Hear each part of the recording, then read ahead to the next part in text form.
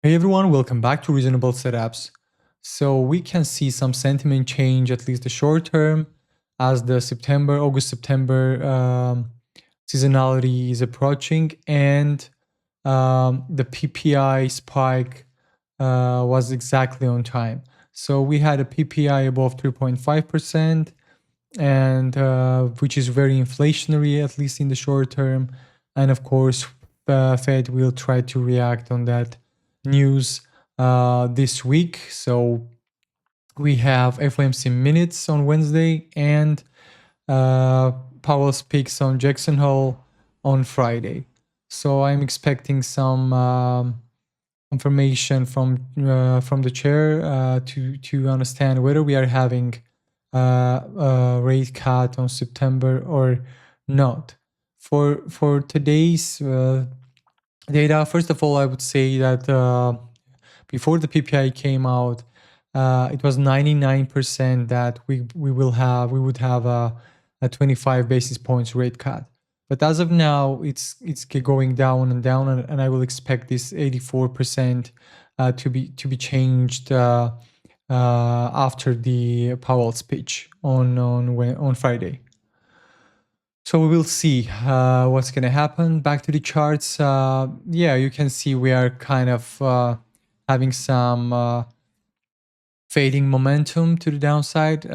Main area to watch for me is 23,500 on NQ, which is also one day the daily volume imbalance. I would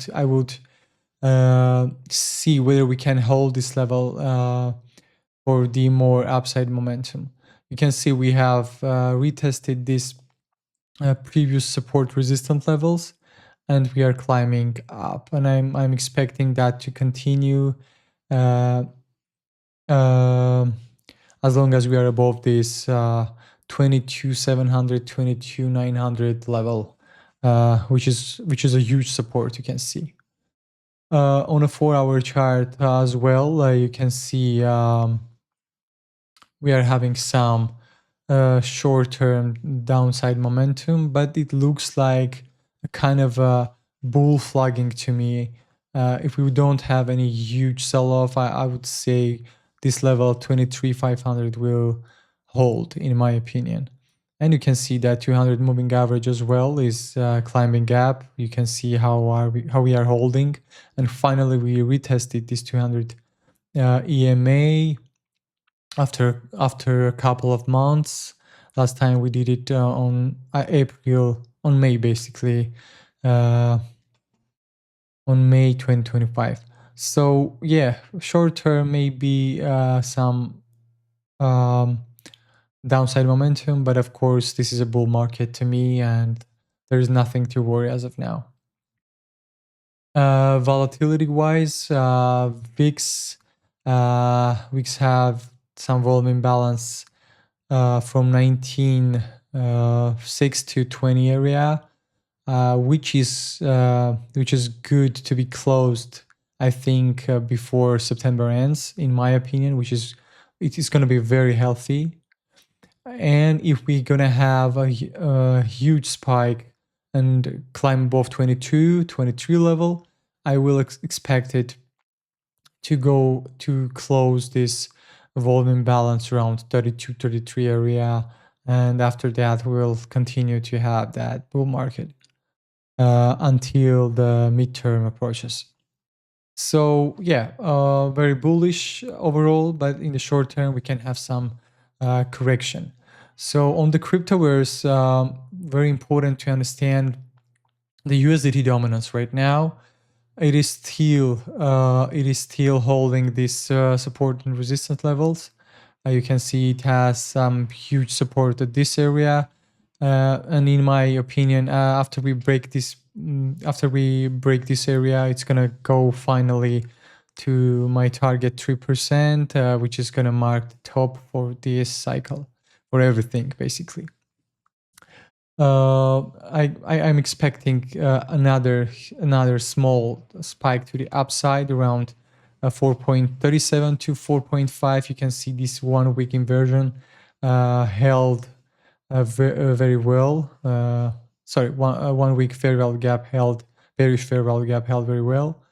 Some short-term upside and then another sell-off on USDT, which means cryptoverse will continue its run, and most probably we will see Ethereum all-time high very soon. But of course, on the Bitcoin chart, you can see here my speculation was correct on this matter. So this is the range. We had this fake out to the downside, fake out to the upside, and I think as long as we are below a 120 carat level, we are to test this supply and demand and bull market support band. Even we can go lower, which will definitely indicate for me that this bull market for Bitcoin is over. 100%. I will be sure that if we lose again bull market support band, you can see we lost it how many times for this cycle? 2-3 times already. So the next time it will be over 100%. I'm sure. I'm very sure about it. And we'll see. Yeah, after we had that sell off around this area to 100 to 105,000, I will expect some consolidation when Ethereum will have its real run. As I said, Ethereum is my main bet. And currently, yeah, you can see this 4-hour bearish fair value gap is holding currently. You can see all the wicks are below the 50% level, which is bearish.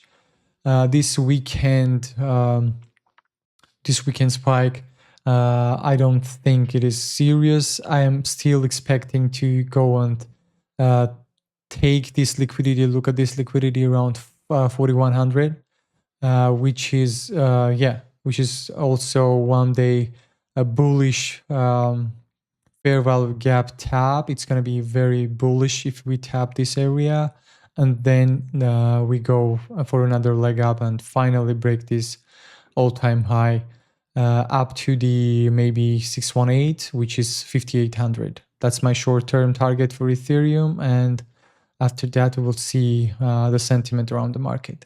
As I said, so you can see we kind of broke this bearish channel, but I think this is a fake out, and we will go back and finally take this liquidity around 4,100.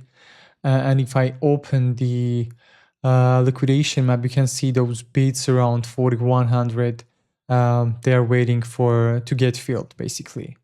So yeah, too many bids here, and I will expect it to get filled.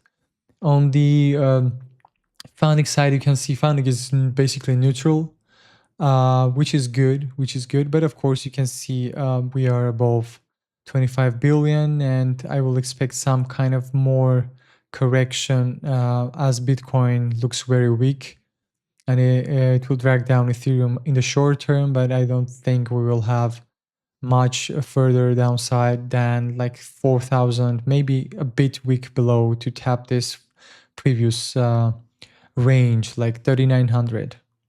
So I will expect it, yeah, to go up after that.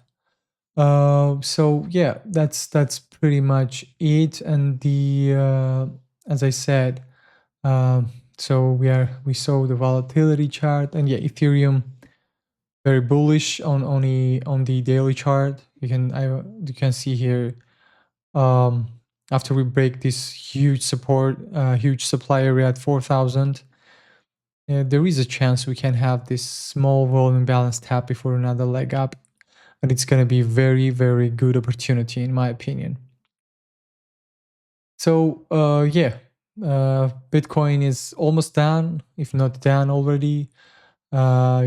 My main bet is Ethereum, and hopefully we'll get some alt season after the rate cut, if we're gonna have one on September.